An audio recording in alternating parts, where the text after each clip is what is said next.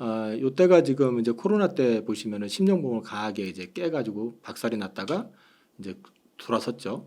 이게 이제 월봉이기 때문에 120개월 선을 급하게 깼다가 그 다음에 2달 만에 다시 복구가 됐었고, 그 다음에 또 요때 한번 22년도죠. 22년 하반기에 한번 또 긴축 얘기나 발작 나오면서 빠졌다가 이렇게 됐었죠. 그러면서 이제 와. 올라왔었는데 지금 또 여기로 왔거든요. 네. 근데 이 120개월 선이 보통 우리나라 PBR 선하고 거의 비슷하다고 보시면 돼요. 그래서 그 PBR 이게 비슷한 게 아니라 PBR 기준으로 한 0.8배 정도 될 겁니다. 이 정도가.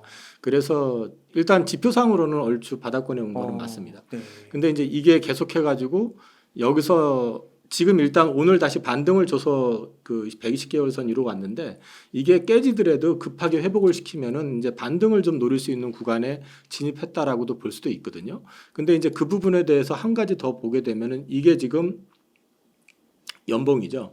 연봉 역시 이제 아까 10년 차트로 보시면 이렇게 나오는데, 이걸 10년 차트를 깼던 쪽을 보면 금융위기 때, 그죠?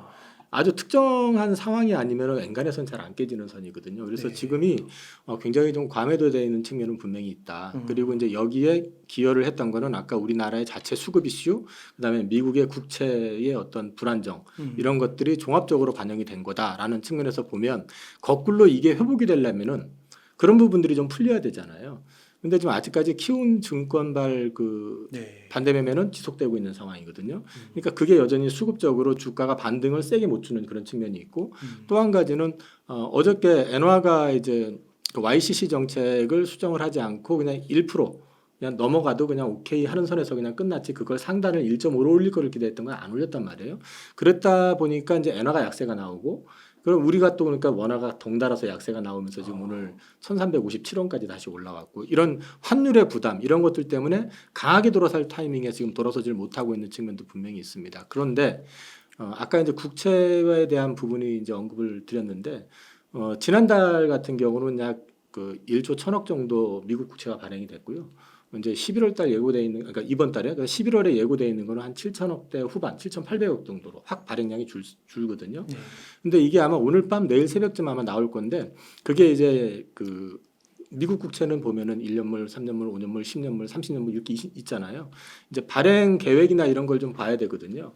만약에 이제 장기채 발행 물량이 좀 줄어든다든지 그럴 경우에는 미국 국채 수익률도 11월 달에는 좀 반등. 그러니까 이제 그 수익률이 올라가는 게 아니라 하락하는, 그러니까 채권 가격이 올라가는 그런 그림이 나올 수가 있거든요. 네. 그러면 그 그림이 나와주고, 그 다음에 이제 키움증권발 관련해가지고 이걸 풀어줄 수 있는 가장 쉬운 방법은 있기는 있습니다. 요즘 얘기가 되고 있는 한시적 공매도 중단. 이게 근데 사실은 지금 우리가 수급이 약한 상황에서는 이런 구조, 지금 뭐 반대매매 나오는 거 알고 다른 거 여타 반대매매 나오는 거 알고 있기 때문에 기본적으로 공매도를 하려고 하는 사람들은 지금 참 좋은 시기거든요. 네. 그런데 그거를 막아버리게 되면 거꾸로 숏 커버가 들어올 수도 있고, 그다음에 공매도를 더 이상 못 치게 했을 땐 추가 급매물이 안 나오잖아요. 그러면 거기에 대한 기대 매수도 좀 들어올 수 있는 측면이 있어요. 그게 하나 있고, 그다음에 키움증권 그 부분이 빨리 끝나줘야 된다. 어쨌든 그렇게 되면 주가는 좀 리바운딩이 나올 수 있지 않겠느냐라고 보고 있고, 오늘 수출 데이터 나온 거 11월 달 거 그 나온 걸 보면 5% 정도 증가한 걸로 나오거든요. 네. 그 실제로 이제 아마 무역 수지도 흑자가 불황형 흑자라고 계속 얘기했던 게 11월, 12월 가면서부터는 이제 YOY로 플러스가 나면서 올라가는 그림이 나오기 때문에 펀더멘탈 자체도 글로벌한 리스크만 없으면 추가적으로 반등이 나올 수 있는 자리다. 그래서 11월 달은 조심스럽긴 하지만 지금 반등을 할 수 있는 여러 가지 지표상으로 여건은 좀 만들어져 있는 상황이다. 이렇게 좀 보고 있습니다. 거의 그래도 바닥권에 왔다. 어느 정도는. 네네네. 물론 또 떨어질 수는 있지만. 저는 이게 이제 상승을 위한 반등이 아니고요, 말 그대로 반등이다. 그리고 재차 저는 내년 연초 시황을 아직까지 확정은 안 졌지만 살짝 좀 연초가 별로 좋지 않을 것 같다는 생각을 하고 있기 때문에 이번에 이제 반등이다라고 저는 일단 보고 있습니다. 네. 혹시 미국 증시도 한번 볼 수 있을까요? 미국 증시도 이제 마찬가지로 미국 국채 수익률 때문에 일단 부작용이 왔었는데, 방금 말씀드린 것처럼 11월 발행 물량이 좀 한 3천억 달러 가까이 줄고요. 그 다음에 지금 중동 분쟁 관련해 가지고 그 이스라엘하고 하마스 분쟁이 있는데, 지금 보시면은 유가가 안 올라요. 네. 근데 유가가 왜 안 오르느냐 보면은 일단 경기 침체 후퇴에 대한 우려감이 있는 데다가 이란이 지금 뭐 헤즈볼라라든지 이런 쪽에다가 지원은 해주지만 직접 개입을 못하고 있죠. 네. 그리고 미국도 확전을 못하게 하려고 지금 항공모함을 3대인가가 지금 거기 급파가 돼 있는 상태거든요. 그래서 그리고 이란 내부적으로도 이 사실 좀 시끄러웠잖아요. 그 히잡 안 쓴 여인 그 죽은 것 때문에 지금 시위도 좀 있고 거기다가 경제 제재를 좀 많이 받았었기 때문에 여기서 추가적으로 만약에 제재를 받아가지고 또 그렇게 된다 그럴 때는 이란 국민들도 쉽게 받아들이지는 어려울 거다. 그래서 확정 가능성이 제한적이라고 하면 유가도 좀 어느 정도 안정이 되고 이런 그림이 좀 나와준다고 그러면은 여태까지 좀 시장을 눌렀었던 부작용들이 조금 풀어지는 그림이 나올 수 있고 내일 새벽에 오늘 밤인가 내일 새벽에 이제 FOMC 금리 결정 나잖아요. 네. 뭐 동결은 다 예고를 하고 있는데 그 다음에 기자회견을 통해 가지고 이제 향후 전망에 대해서 어떻게 할 것이냐 당연히 좀 세게 얘기할 겁니다. 아직도 금리 추가 올릴 수 있다 이런 얘기도 할 거라고 좀 보거든요. 네. 우리 더 이상 안 올릴 거야라고 하는 순간 시장의 관심은 그럼 언제 내릴 건데 이렇게 될 거거든요. 그러면서 주가가 이제 생각보다 세게 튀면 또 연준 입장에서는 또 인플레에 대한 부담을 갖고 있기 때문에 아주 좋게는 얘기하지 않을 건데 9월 FOMC 이후에 발언했던 수위 이상만 안 나오면 악재는 아닐 거다. 그래서 이제 그런 것들이 11월 달은 조금 반등을 줄 수 있는 그런 그림의 어떤 모습을 미국도 만들어낼 거라고 저는 보고 있고요. 미국도 지금 보면 한 12,000 정도 지금 나스닥 기준으로 네.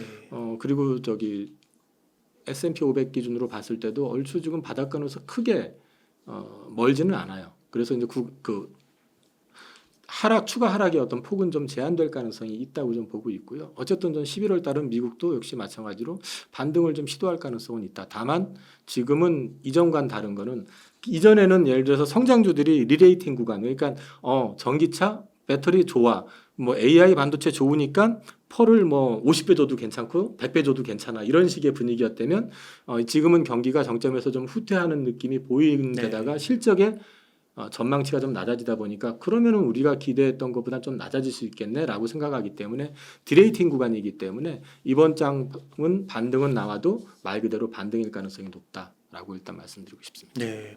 이번에 그 경제 성장률로 보면은 미국이 굉장히 좋게 나왔잖아요. 네. 근데 아무래도 이제 경기 침체는 피할 수가 없는 흐름이다. 이렇게 봐야 되는 걸까요? 경제 성장률에서 내용을 보면은 상당 부분이 소비 쪽에서 나왔잖아요. 네. 그러면 소비와 관련된 지표들을 조금 보면은 이게 미국 가계의 가처분 소득하고 실제 이제 지출 내역을 이제 보시면은 이게 이제 이 색깔로 그 초록색이 지금 실질 가처분 소득이라고 해요. 녹색으로 되어 있는 게 보시면은 실제 소비 지출보다 가처분 소득이 밑에 있죠. 급격하게 주네요. 지금 상황이 보시면은 가계 저축률 보십시오. 네. 줄고 있죠. 네. 그러니까 소비가 그전에는 그 보조금을 받고 정부 지원금을 받아가지고 돈이 은행 잔고가 빵빵하게 있는 상태에서 소비를 했었잖아요. 네.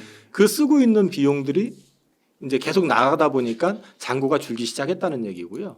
그 다음에 이게 크레딧 카드 관련해가지고 사용 빈도 올라가는 걸 보시면요. 지금 최고 레벨까지 올라가 있는 거죠. 카드를 많이 사용한다는 건 현금보다 카드를 많이 쓰기 시작하고 있다는 얘기가 있고 그 다음에 여기를 덧붙여서 보면은 미국의 이거는 지금 8월 소비자 신용 관련된 건데 컨슈머 크레딧을 보면은 156억 달러 감소로 나오는데요. 근데 보면은 학자금 대출하고 오토론이 포함된 난 리볼빙 신용은 303억 달러가 감소했는데 총액은 156억 달러 감소했잖아요. 근데 나머지는 보면 신용카드를 포함하는 리볼빙 신용이 147억 달러가 증가한 거거든요. 리볼빙이라고 하는 거는 일부만 상환하고 넘기는 거잖아요. 그 얘기는 돈이 신용을 하고 있는데 많이 줄어가지고 여력이 많이 줄고 있다. 그래서 소비가 4.9%를 견인하는데 상당 부분을 차지했는데 이 소비의 질이 안 좋아지고 있다. 두 번째는 재고 스탁을 한 게 이제 재고를 갖다 축적을 한 게 한 1% 이상 반영을 또 했거든요. 네. 그래서 이거 역시도 사실 실제로 소비의 질이 안 좋아지는데 재고가 늘고 있다는 얘기는 경제 성장이 재고는 계속 무한으로 확장할 수는 없잖아요, 그죠? 그런 논리를 보게 되면은 조금 미국도 이제 그 소비에 대한 부분들이 조금 정체될 가능성이 있지 않느냐. 그러면 경제 성장률도 3분기가 피크일 가능성이 높고 그 이후로부터는 좀 다운이 될 가능성이 높다라고 지금 보고 있는 것 같습니다. 일단 이번 반등장이 시원하지는 않을 것 같다. 첫 번째. 이제 두 번째는 그 경기에 대한 부분이 가만히 보시면은 우리나라 시장을 떠나서 미국을 놓고 봐도요. 미국에서 테슬라 주가가 우리 연초 100달러에서 지금 300달러 이렇게 가다가 네. 지금 200달러 깨졌죠. 맞아요. 그다음에 그래도 계속 좋을 거라고 생각했었던 게 뭐냐면 AI. 그죠? 엔비디아 깨졌죠. 되게 좋을 줄 알았는데 음. 최근에 좀 빠지잖아요. 네. 그리고 중국 쪽으로 수출하기로 한 거 뭐 취소되고 그러면 지금 시장에서 우려하고 있는 거는 AI도 무한 확장만을 처음에는 생각을 했을 거 아니에요. 그런데 중국 막내 그다음에 엔비디아 쪽이 이렇게 막히게 된다 그러면 사실 그와 또 파생되는 뭐 장비 회사가 됐든 또 거의 연관되는 뭐 우리나라로 얘기하면 HBM도 될 수 있고 네. 이런 회사들도 엔비디아가 또 AMD가 생각보다 안 좋게 나온다. 포드 가이던스가 안 좋다 하면은 좋아질 리가 별로 없잖아요. 그러면 전체적으로 톤다운이 될 수밖에 없는 거잖아요. 네. 우리나라 지금 배터리도 보면은 전방 산업이 지금 전기차 뭐 판매량이 예년보다 성장률이 떨어지네 하니까 그거 좀 못하겠네 하면서 주가가 좀 빠지는 데다가 추가 악재도 있긴 하지만 어쨌든 그런 디레이팅 과정을 갖고 있는 상황이기 때문에 저는 지금부터는 좀 약간의 디레이팅 과정이 내년 상반기까지는 있지 않겠냐 그렇게 보고 있습니다. 지금은 그 내연 자동차를 파는 회사들이 내연 자동차만 팔아서 되는 게 아니고요. 일정 비율 이상 전기차를 팔아야 돼요. 그래서 일정 연비를 갖다 맞추지 못하면 거기에 따른 페널티를 물게 돼 있어요. 그거와 관련된 거를 제가 정리한 게 있는데요. 기업 연비 규제라고 그래가지고 미국 환경보호청이 그 승용차하고 소형 트럭 탄소 배출 기준을 엄격하게 적용하기 위해서 1년간 생산하는 자동차의 연비를 전부 측정을 해가지고 평균 연비가 규제 연비 기준을 충족 못하면 0.1마일당 150달러의 과징금을 부과하는데 스텔란티스하고 GM 두 회사가 올해 물었던 게 4,760억 원을 벌금을 물었어요. 못 채웠네요. 네, 못 채워서. 근데 저게 문제는 뭐냐면 앞으로도 계속해서 물 가능성이 높아요. 그러니까 저쪽에서는 길을 쓰고 전기차에 대해서 가이던스를 제시할 때 벌금을 낼 생각을 하고 가이던스를 제시하는 거 아니잖아요. 자기네들이 차를 팔면은 예를 들어서 차를 5천만 대를 판다. 5천만 대 넘어가니까 1,000만 대를 판다 하면은 1,000만 대를 팔게 됐을 때 전기차를 얼마 이상 팔아야지 세금을 안 물 거 아니에요, 벌금을. 그러면 처음에 제시할 때는 전기차 우리 이만큼 팔 거야라고 제시를 하겠죠. 네. 우리 요만큼 팔고 벌금을 이만큼 낼 거야는 안 할 거 아닙니까? 이제 그런 부분들이 좀 반영이 된 거죠. 그래서 이제 실제로는 이제 성장은 지속되고 있다. 다만 이제 시장에 이렇게 제시했고 제시했고 이게 좀 어떻게 보면 시장에다가 어필했었던 그 내용보다는 조금 성장률이 주니까 전기차 다 된 거 아니야? 이제 그런 우려를 하고 있는 거죠. 근데 그건 아니라는 거죠. 그건 아니죠. 이게 지금 제가 모 증권사에서 나온 자료를 가지고 지금 갖고 온 건데요. 자, 2023년 연간 판매량 전망이거든요. 근데 보시면 1,430만 대에서 1,377만 대로 줄였잖아요. 줄어들었네요. 근데 1,411만 대로 다시 수정을 했거든요. 네, 얼마 차이 안 나는데요? 네, 근데 내년 거를 보자 이거죠. 네. 내년도 거는 얼마나 부족해 있습니까? 1,800만 대. 그러니까 주는 게 아니에요. 안 팔리는 게 아니에요. 그러니까 늘어나긴 늘어나요. 근데 시장에서 그 전기차 회사들이 우리 이만큼 올해 팔 겁니다라고 제시했었던 거 있잖아요. 그거를 실제로 못 맞추니까 생각보다 안 팔리네 이렇게 되는 거죠 지금 상황이. 네. 거기에다가 좀 이쪽에 2차 전지 노이즈가 가장 컸었던 게 뭐냐면 또 하나가 트럼프 대통령 후보가 후보도 아니죠 아직은. 근데 이제 공화당에서 이 사람이 다시 출마하면은 뭐 그런 말을 했대잖아요. IRA 폐지해버리고 뭐 그런다고 되돌리는 거죠. 네. 근데 이 부분에 대해서 이제 과거 트럼프 대통령 집권 시절에 그 환경 관련 규제 이런 거 철폐하고 협약 탈퇴하고 그다음에 뭐 오일 생산 같은 거를 장려하고 막 그랬었던 적이 있어요. 그런데 이제 보셔야 되는 게 이번에는 쉽지 않을 거라고 말씀을 드릴 수 있는 거는 일단 법제화됐고 상하원을 다 통과해야 되고 하원은 어찌어찌 통과할지 모르지만 상원이 민주당이죠. 그다음에 또 한 가지는 뭐냐면 지금 그 우리나라 그 2차 전지 배터리 회사 공장들이 어디에 많이 있냐면요. 미국에서도 인디애나, 테네시, 오하이오는 이게 다 공화당 지역구예요. 아 그래요. 거기다가 경합 지역인 애리조나, 조지아까지 합치게 되면은 실제로 미국 내 배터리 셀 업체 이제 공장들이 들어가 있는 데가 민주당 지역구도 있긴 하지만 네. 공화당 쪽도 많아요. 그럼 물릴 수 없을 것 같은데요. 그리고 또 한 가지가 뭐가 있냐면은 저게 우리나라의 LG나 삼성이나 SK가 자기 돈 들여서 갔을 경우에는 당할 수가 있잖아요. 100% 자기 돈이면. 미국에서 줄게 이리 와 해놓고 나서 막상 갔더니 대통령 바뀌었다고 안 돼. 맞아요. 그럼 안 되지. 저거 다 5대 5잖아요. 5대 5면은 몇 조 원씩의 돈들이 난리 다 나네. GM, 포드, 스텔란티스도 다 돈이 들어간다는 얘기거든요. 그렇죠. 그러면 일단 대규모 자금이 들어갔죠. 거기다가 저기와 관련돼서 고용이 없을까요? 어마어마할 것 같은데요. 고용도 있잖아요. 네.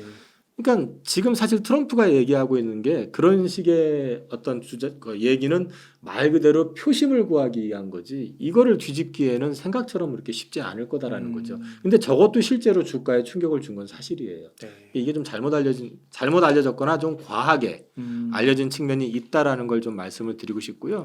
그 전기차 관련해 가지고 그래서 저는 뭐 특별히 네. 안 좋아진다 이런 개념보다는 내년에도 전기차 쪽은 성장은 한다. 다만 이제 앞서 말씀드린 것처럼 컨퍼런스 콜이나 이런 것들을 톤다운을 했던 이유가 이번에 UAW라고 해서 그 전미 노동자 조합 협동 노조에서 그 3사들이 다 파업을 했잖아요. 네. 거기서 손실이 엄청나게 크게 났잖아요. 네. 그리고 포드 같은 경우는 그 F150이든가요, 그저 픽업 트럭 네. 그거 생산 너무 비싸게 해서 안 팔려가지고 지금 거기도 이제 파업의 자금난에 거긴 뭐 여러 가지가 좀 겹치고 했기 때문에 얘네들이 공장 증설 타이밍을 조금 시차를 늦췄어요. 네. 뭐 그래서 25년 초를 25년 말로 늦췄다든지. 근데 어쨌든 그거는 뭐 시차가 좀 늘어난 것뿐이니까 가야 할 길인 거. 예, 가야 할 길이라는 거죠. 그래서 이것 때문에 주가가 하락한다고 하는 거는 좀 아니다. 다만 지금 구간은 말씀드렸던 것처럼 실적이 악화가 됐고 그래서 바닥 찍고 돌아설 거라고 기대를 했는데 이게 생각보다 조금 더 늘어날 것 같아. 두 번째는 톤다운을 각 자동차 회사들이 다 하고 우리나라에서는 LG 엔솔에서도 해버리고 그 다음에 또 LG 엔솔에서 또 톤다운을 해버리니까 포스코 퓨처엠이 이 3사가 이렇게 어디랑 엮이냐면 GM하고 또 엮여요. 네. 그 GM이 우리 공장 조금 늦게 할 거고 그 다음 내년 생산 판매 목표를 낮출 거고 해버리니까 같이 엮여버린 거죠. 네. 그러니까 이런 것들이 한꺼번에 지금 반영된 데다가 앞서 말씀드린 수급이 꼬인 거.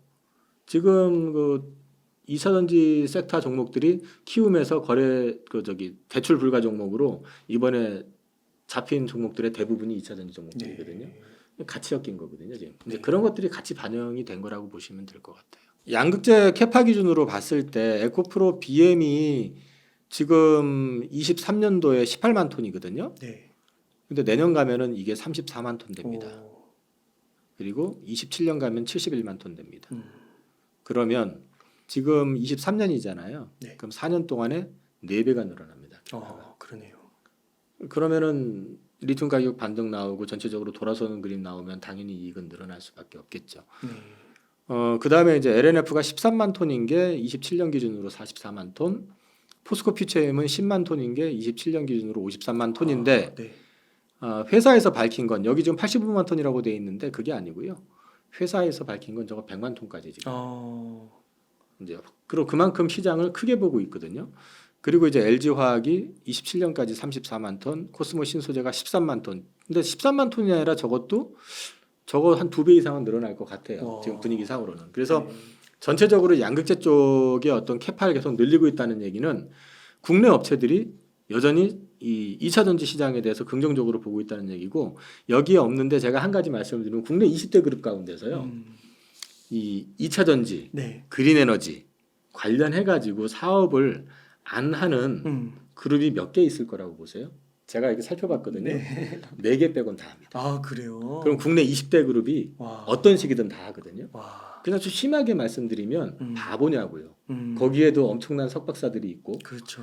이 산업에 대해서 환경에 대해서 왜 2차 전지 또는 그린 에너지를 하느냐 이 부분에 대한 준비를 왜 하는지에 대해서는 어느 정도 답이 좀 나와 있는 거잖아요. 그런 맥락에서 봤을 때 저는 2차 전지가 그렇게 이제 끝났어 진짜 조심해야 돼 이거 아니다라고 말씀드리고 있고 그 다음에 또 한 가지는 2차 전지 하면 자동차만 생각하잖아요. 근데 우리나라뿐만 아니라 전 세계적으로 지금 교통수단으로 지금 눈앞에 다가와 있는 게 하나 있습니다. 그게 뭐냐면 UAM이죠. 그 도심 항공. 이건 일단은 공항에서 특정 네. 지역까지 뭐 이런 거잖아요. 네. 이거를 헬리콥터 띄워서 다니는 거 아니거든요. 음. 이것도 배터리. 2차 전지. 그다음에 지금 저기 북유럽 쪽에서 지금 그 연안만 돌고 있는 여객선 피오르드 그 다는 거 그거 배터리예요. 네. 근데 또 한 가지 나오고 있는 게 지중해는 갇힌 바다잖아요. 거기서도 마찬가지로 지금 25년부터인가 이건 LNF IR 자료에서 네. 방송에서 봤는데 거기도 25년부터 이제 배 쪽으로 배터리가 들어간다는 얘기죠. 배터리는 앞으로 실생활에서 그것뿐만 아니라 그 로봇들 있잖아요. 로봇. 요즘 보면 뭐 개가 무슨 뭐 경비도 쓰고 뭐 별거 다 하잖아요. 네. 그거는 뭘로 돌아갑니까? 다 배터리군요. 다 배터리입니다. 그래서 이제 배터리 시장을 너무 단순하게 보시면 안 되고 또 하나 이 그린 에너지 쪽에 들어가는 것들 네. ESS라고 하는 에너지 저장 장치 있잖아요. 네. 그것도 배터리예요. 그게 뭐 NCM이든 LNF가 됐든가, 저기 NCM이든 LFP가 됐든가. 그 시장들 자체가 지금 이미 다 배터리들이 들어갈 수 있는 환경이 굉장히 많이 깔려져 있는 상태거든요. 네. 그런데 이 배터리를 엄청 큰 시장 내에서 이 양극재를 제대로 생산을 해내고 원하는 스펙을 맞춰줄 수 있는 회사가 중국을 제외하고는 글로벌하게 몇 개 없어요. 그렇기 때문에 우리나라 양극재 업체들을 다들 주목하고 있는 겁니다. 그러시군요. 그러면요, 이사님, 그 원자재 중장기적으로 봤을 때 원자재에서도 저희가 올라갈 수 있고, 그다음에 뭐 양극재나 이런 배터리의 수요도 많이 늘어날 거고, 그러면은 이제 우리나라의 좀 어떻게 보면 2차 전지 섹터의 대장이라고 할 수 있는 뭐 포스코나 뭐 이런 쪽 포스코 그룹 같은 뭐 것들은 원자재 쪽도 좋으니까 앞으로도 지금 주가는 많이 떨어졌지만 앞으로는 좀 긍정적으로 볼 수 있다 이렇게 말할 수 있을까요? 저는 포스코 그룹에 대해서 이제 말씀을 드리면요. 네. 포스코 그룹은 우리가 다 알다시피 이제 회사가 70년대 그 포항에 제철소를 세워놓고 나서요. 이게 2차 성장을 했던 거는 80년대 초반에 광양에 제철소를 세우면서 이익이 1기 대비해서 22배가 늘어났었어요. 근데 이게 철강이잖아요. 네. 그러니까 돈은 잘 벌어요. 지금도 그 영업이익 기준으로 한 5조 원을 버는데 네. 문제는 주당 순자산 가치가 67만 원인데 지금 요즘 이제 주가 빠져가지고 이제 40만 원 와 있잖아요. 네. 왜 그렇게 되냐면은 철강 산업의 문제는 뭐냐면 돈은 고만고만하게 버는데 그 다음에 아무나 함부로 못 들어오죠. 그 용광로 아무나 만들 수 있는 것도 아니고. 근데 성장에서는 좀 이렇게 한계가 있는 산업이다. 그런데 이쪽을 이제 2차 전지 쪽으로 이제 밸류체인을 갖추기 시작한 거잖아요. 그러면 이 전통 산업에서 성장 엔진을 갖다 붙일 경우에요. 주가들이 보통 생각보다 되게 많이 올랐었어요. 그래요. 지금 주가 오르고 내리는 걸 말씀드리는 게 아니고요. 90년대 하면은 우리가 지금 대한민국 최고의 기업은 삼성전자라고 보잖아요. 네. 삼성전자 같은 경우 90년대 초반만 해도 D램 쪽 손해였었어요.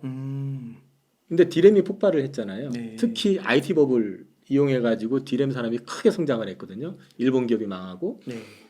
삼성전자 주가가 물론 IMF 여파도 있었지만은 제가 기억하고 있기로는 그게 32,000원 밑으로 떨어졌었거든요. IMF 때. 근데 그게 2020년 넘어갈 때 그게 제가 알고 있기로는 38만 원이 넘어갔었어요. 지금 그때 냉면가 5,000원이었거든요. 지금 냉면가 100원인데 지금 오늘 아마 68,500원 곱하기 50 하면 나오잖아요. 네. 그러면은 얼추 뭐 350만 원 돈 아닙니까? 그죠? 네. 이렇게 성장을 했었던 거는 전통의 그 가전 위주로만 이익을 보다가 반도체 쪽이 성장하고 그다음에 그때 휴대폰, 스마트폰 말고 그때는 이제 그 일반 휴대폰 그쪽 시장이 확 올라오면서 크게 성장했던 거거든요. 그런 궤적을 포스코도 밟을 가능성이 있다고 저는 봐요.